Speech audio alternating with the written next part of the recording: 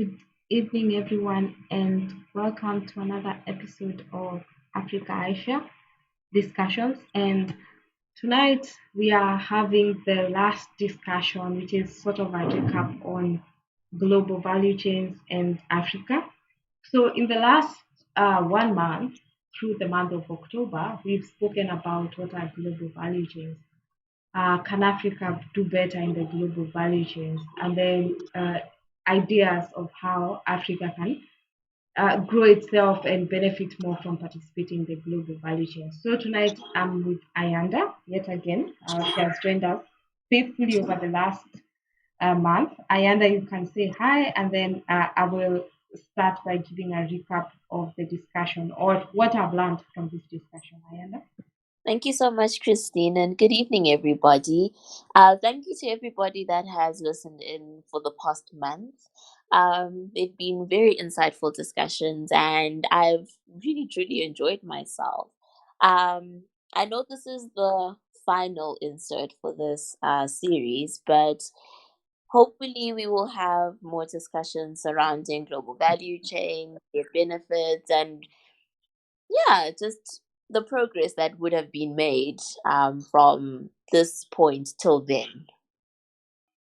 Okay, yes, and we could do that, especially look at uh, because there's a lot that has happened since 2020 with the COVID pandemic, where globally there was shock, economies have been affected, and what the global value chains as we know them have been disrupted, and most businesses are trying to like remodel themselves and look for ways of being almost able to produce or to sustain their production chains as much as possible within themselves. So, and what I mean by this is that you see when like the lockdowns happened and countries where you're not allowed to go in or to leave the borders, and then you had outsourced maybe the production of certain goods to China, for instance, and then you realize that now we are not even able to receive these goods, and now for the first time you actually start thinking, how could we produce these things locally? And if you look like at African countries, this is what happened, especially with the PPEs, the protective wears. So you find that for whatever reason, all the while most African countries wanted to import masks and import, very basic things. If it's gloves, they wanted to import them. And now you find a situation where that everyone does not even want to export things to you because even their population is not being covered with what they have. So they need to like even produce more and more and more for their own internal use even before exporting. So for the first time, we find African countries, like thinking we need to equip ourselves to produce oxygen and to produce oxygen storage tanks. We need to equip our ICUs. We need to get hospital beds. We need to get a fully equipped intensive care unit. And because almost most of the things that would be there would have been imported, for the first time you're looking internally and thinking we really need to get these things internally. So a lot has actually happened when you think about the global value chains, and I wonder if it's going to change and what might be the future trends. Even if now with the digital revolution that's happening, it's likely that if it's manufacturing, there's more 3D printing. So people find a way to go round about it. Instead of exporting a good, then someone exports to you like maybe a design or something that you can just use to print the thing for yourself. Uh, anyway, I don't know if you have. This is an impromptu thought on like what you think might be the future trends, which you could share. Thank you so much, Christine. And I agree with you completely that this showed a lot of, especially African governments, the need. It's no longer, I wouldn't say, a an optional thing to want to participate in a value chain or to want to improve production methods. I think the pandemic and just the general situation in Africa, and how the pandemic made it worse, has alerted governments to the fact that we can't keep putting it on a back burner. We can't keep putting things like technological innovation on the back foot and hoping that it will progress when it progresses.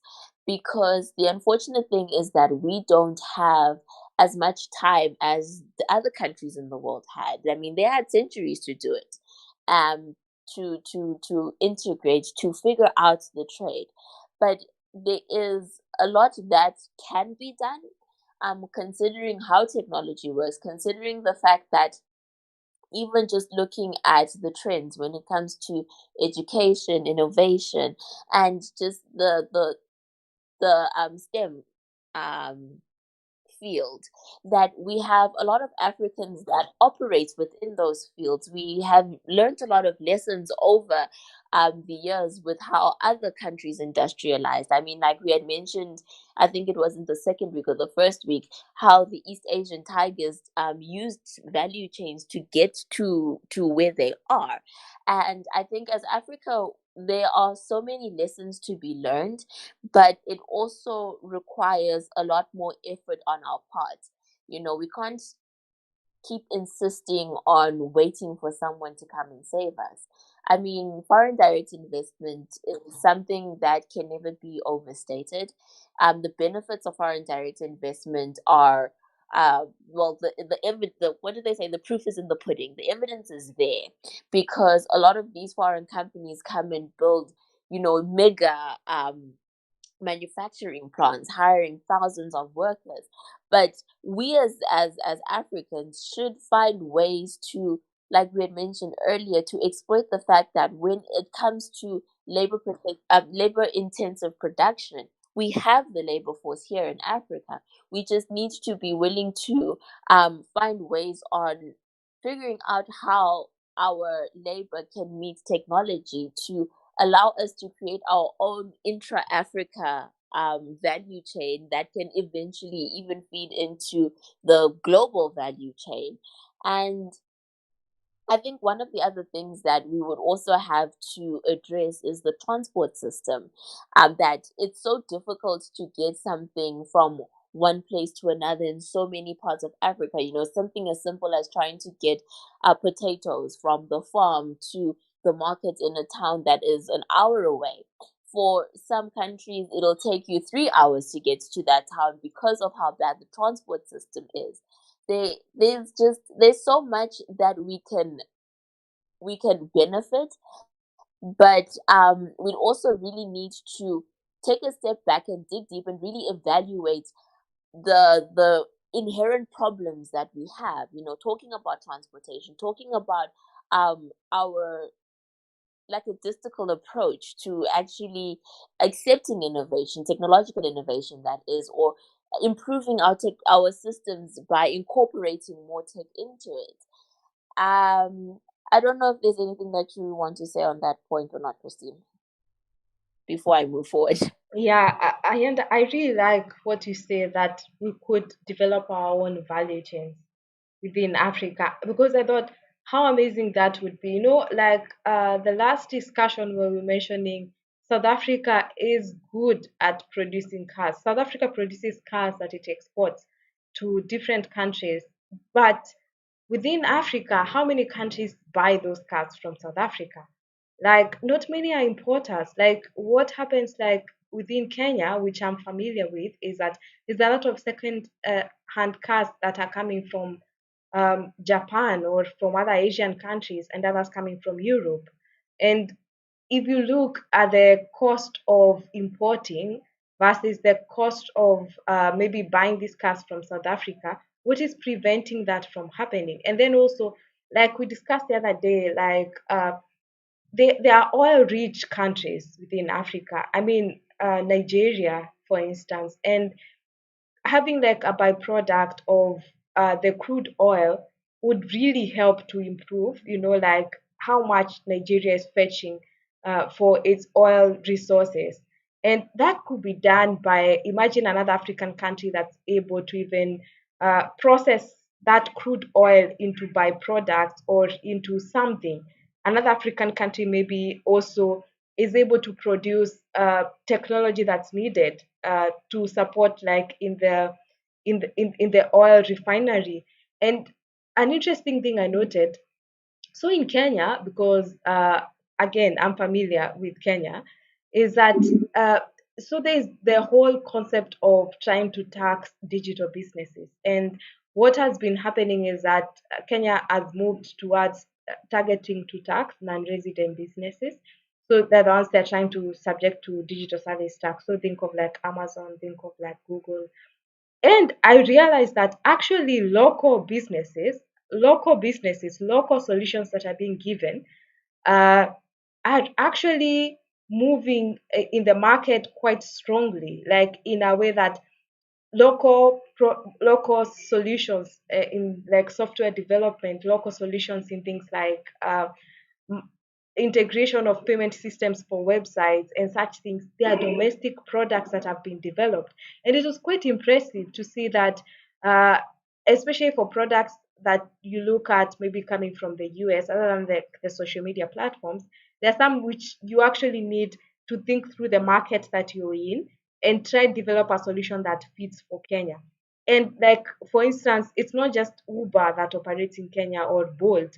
There are local taxi offering companies, online taxi offering companies in Kenya, which are purely developed in Kenya for Kenya. And there's a lot of that. There's an increase of that, and I think having such a mindset and trying to maybe develop a solution that works not just in Kenya but maybe also in Uganda, Tanzania, and also maybe Botswana, Namibia. And if you look at like especially for countries in Southern Africa, if you consider like South Africa has these resources, especially things like within like the digital world, South Africa has its own systems that have been developed to a point where if it's like buying for tickets online and if there's an event, you just go online and buy it from there.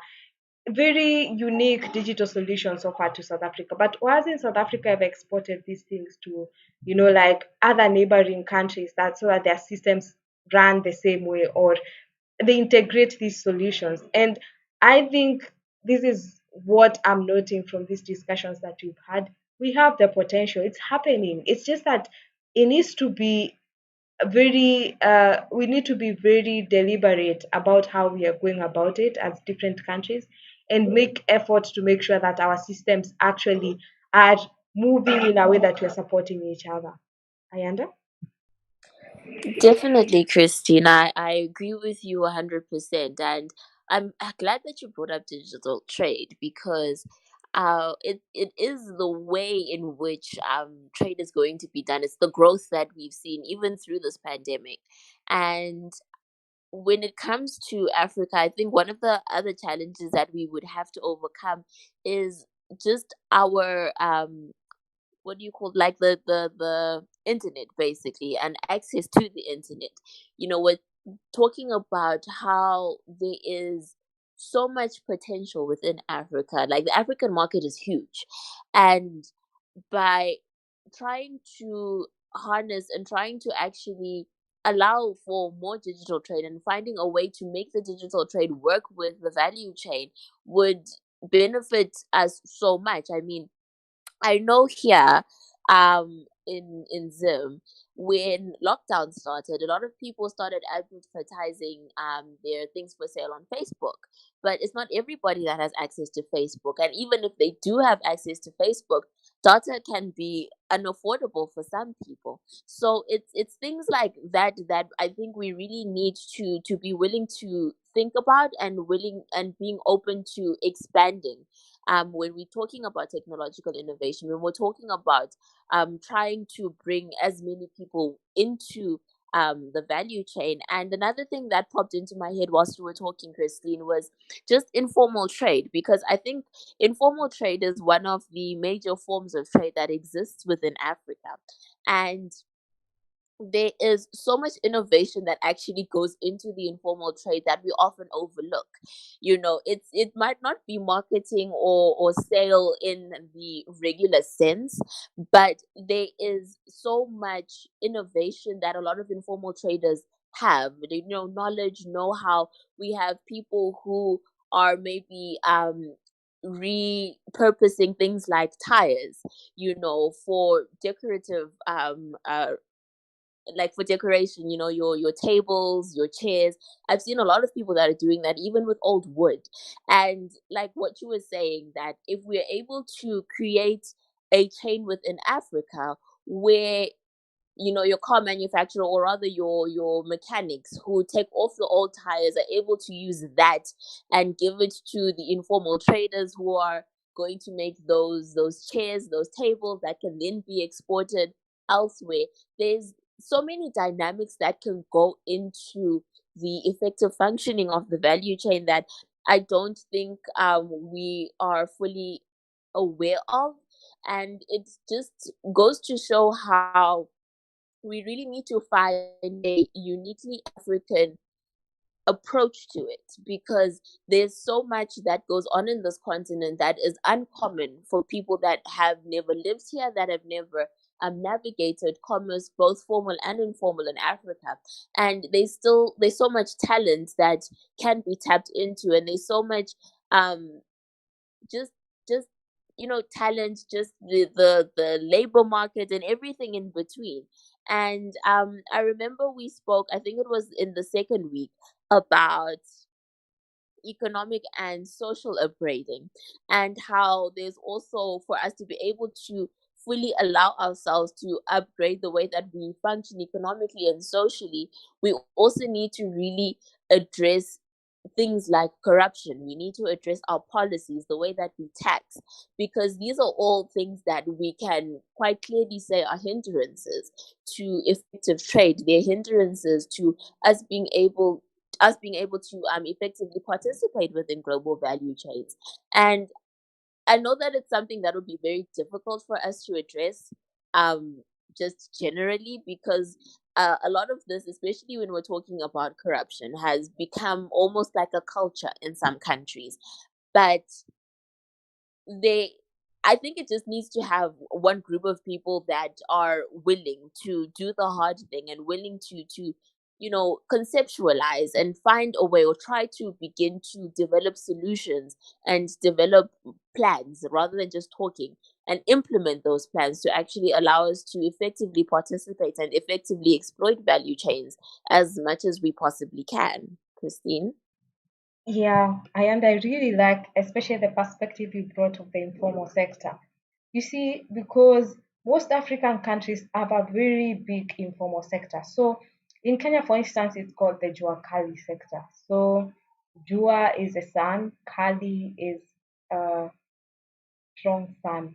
Okay, I'm translating it wrong, but it's supposed to be that it's like you're working on a very hot day, and you're trying to, like, do the best you can, and you're working, doing manual work, so it's that, it depicts that kind of environment which the informal sector represents, at least here in the minds of people. And you see, even as you're saying, they will refurbish things in a way that you wouldn't even imagine someone can.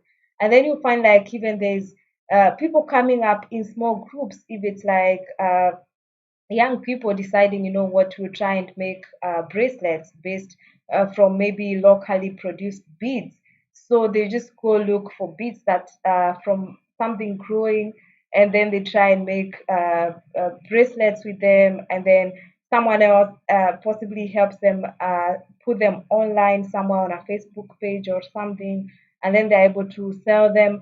And if you look through that, that's someone who's trying to build almost like a value chain. They have gone from the place where they can get the beads from in a farm, and then they have made something out of them, and then they have grown them. They have produced bracelets from them. And I think this thinking of how can the informal sector be built to have its own value chain to the point where someone who makes those bracelets is able to export them, then that really will be getting us there. But the thing to say is that even as much as you're saying these things, the one thing that is so true about Africans within different African countries is that they are very creative and hardworking and looking for solutions on what works.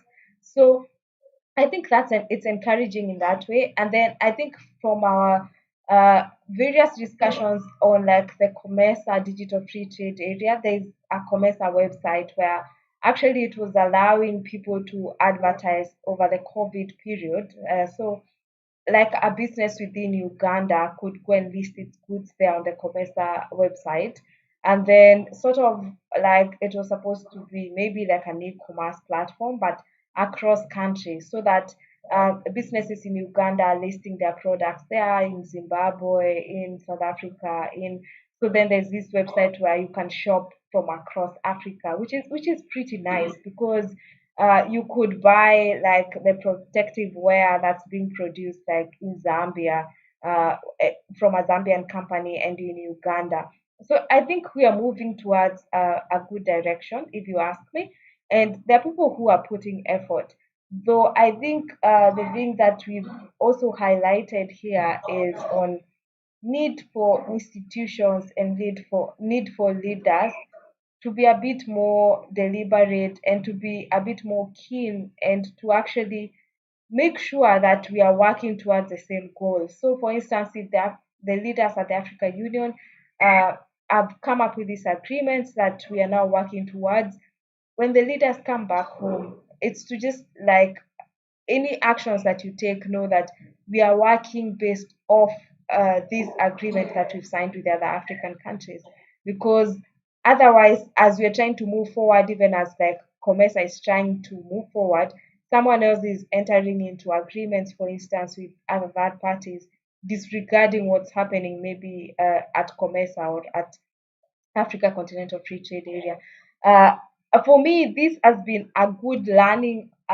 This has been a good learning opportunity, and especially to know what it is like in these areas that you have highlighted, whether it's like South Africa producing cars, whether it's like the countries that are like oil rich and what they could do to improve their systems, and also the discussion that we're having right now on the informal sector and integrating it to the global value chains. But I think the key takeaway for me here is that African problems will need to get solutions from within Africa.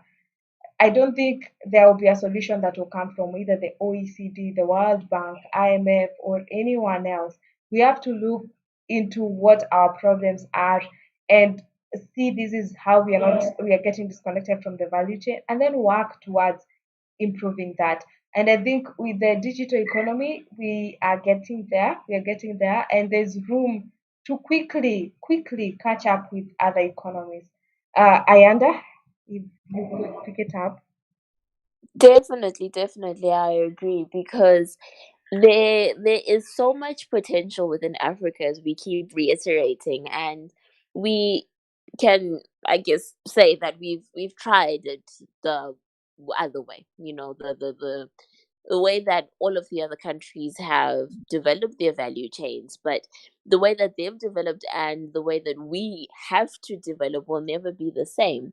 And I agree completely when you say that it's time for African governments to actually really come together and try and figure out a way forward, because there are so many factors that need to go into it. And going back to our earlier discussions about how, you know, as Africans, we are very much in the early stages of the value chain. You know, we are producing a lot of, you know, your primary goods, your minerals, and your agricultural products.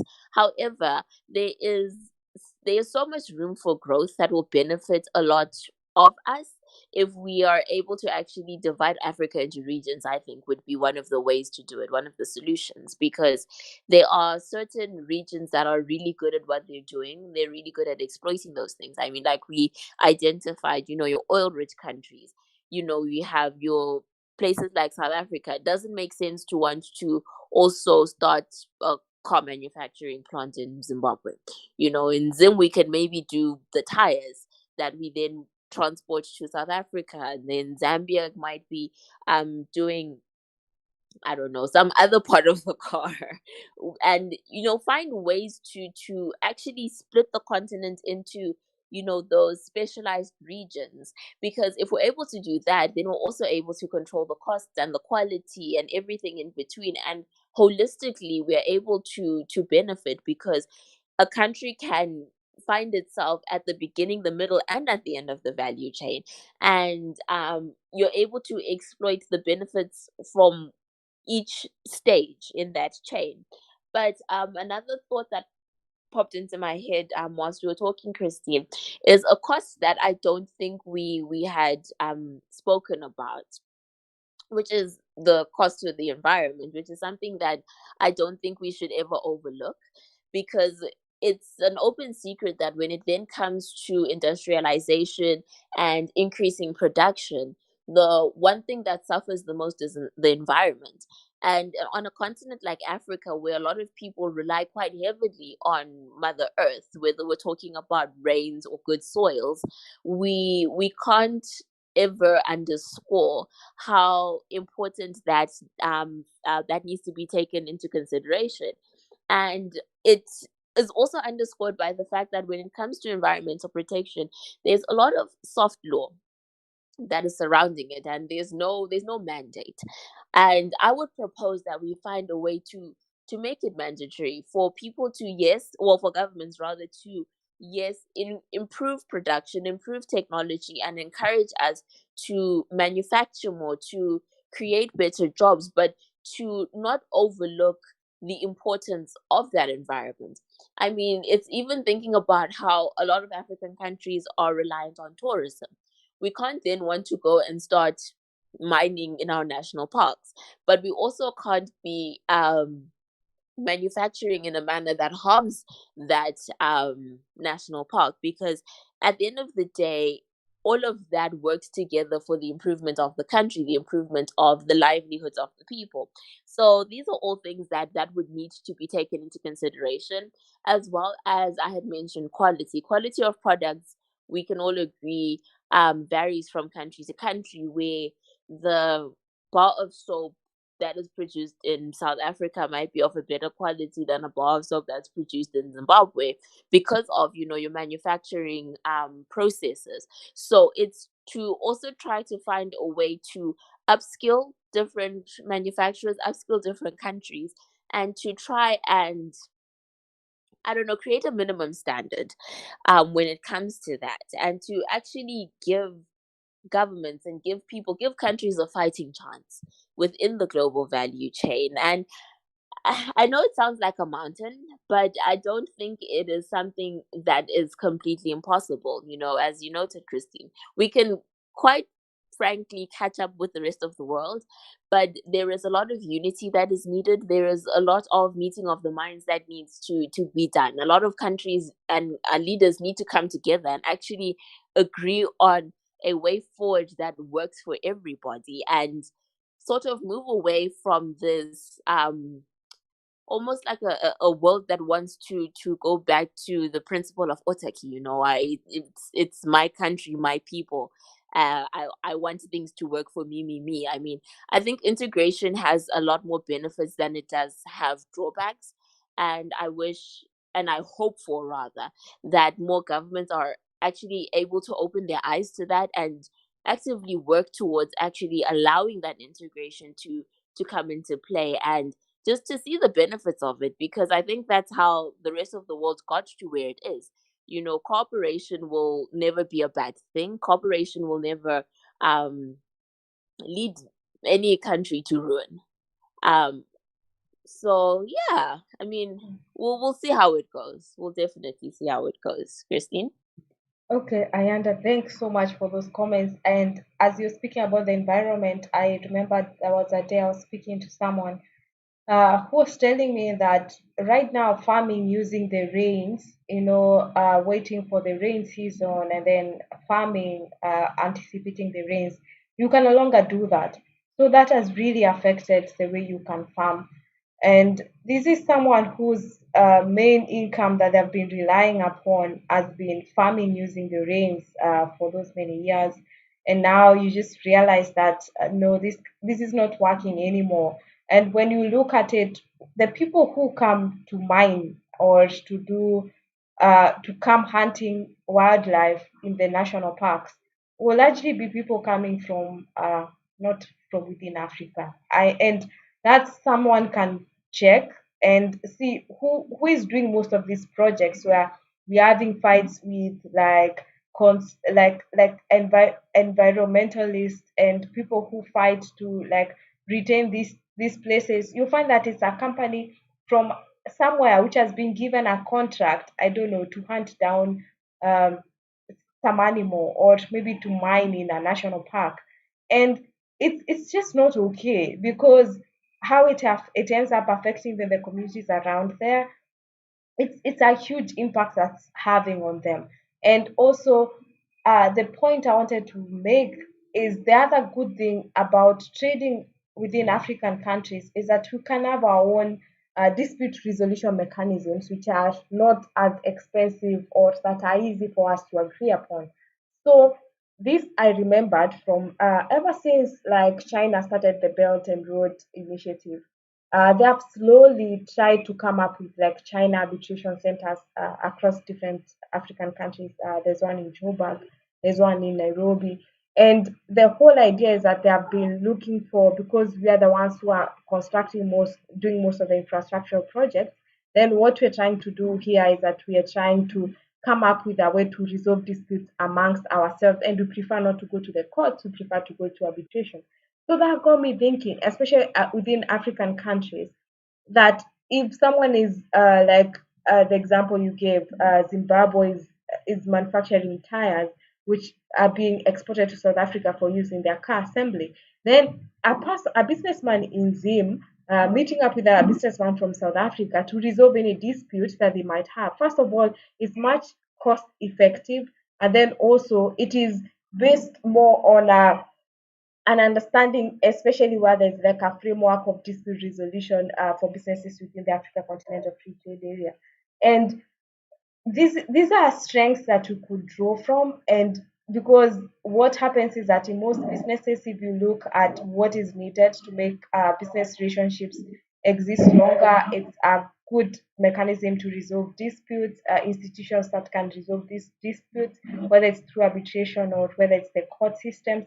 All these could be strengthened within Africa, and there are already systems like within the Africa Union and within the agreements that have been entered into within the region. There's a lot that can be drawn from it. There's no reason why a businessman should be coming from Kenya, going for arbitration with another businessman in London, and uh, especially another African businessman from Liberia. You decide that the place where you want to go arbitrate is in London.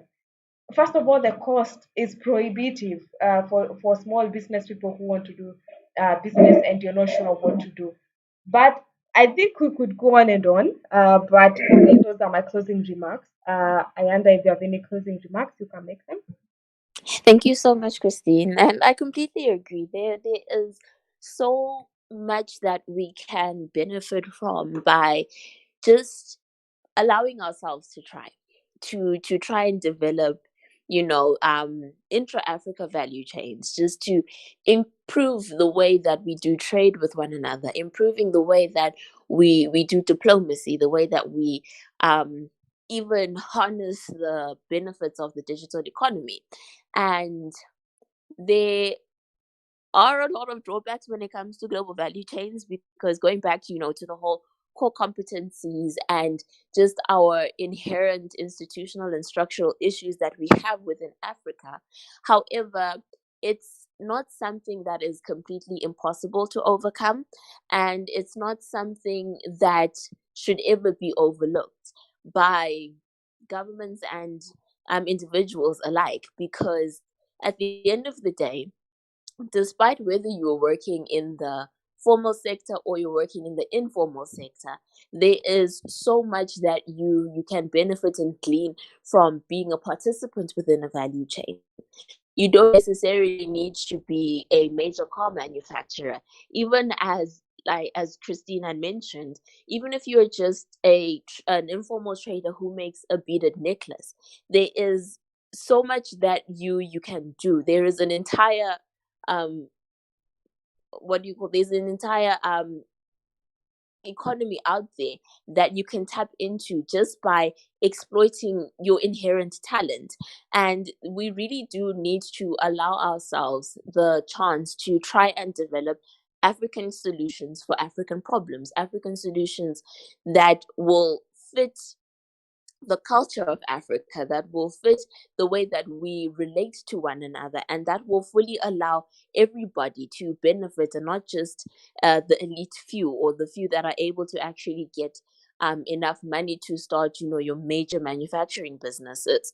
I do believe, even with the introduction of the Africa Free Trade Area, that there is a possibility for better trade to be realized, and there is a possibility for us as Africans to do what I keep harping on about, to improve our intra-Africa trade, to improve our transport systems, our ICT systems, and everything in between.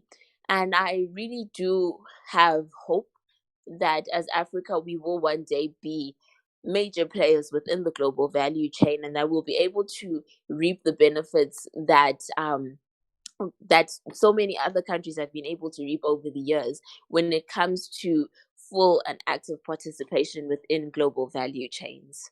Thank you so much. Okay, Ayanda, thanks a lot. And every once in a while, I am proud of what we're doing through Africa iShare, because this is the whole point of just like speaking about these things, creating our own global value chains, sharing these ideas of how this can be done. And it all makes sense when you speak about it and you hear that what other people are thinking about based on the different experiences and the different places where they have looked at how the economy works, and we all come to the same conclusions that we can work forward and look to improve the quality of businesses, the quality of life, the economic situations of people within Africa.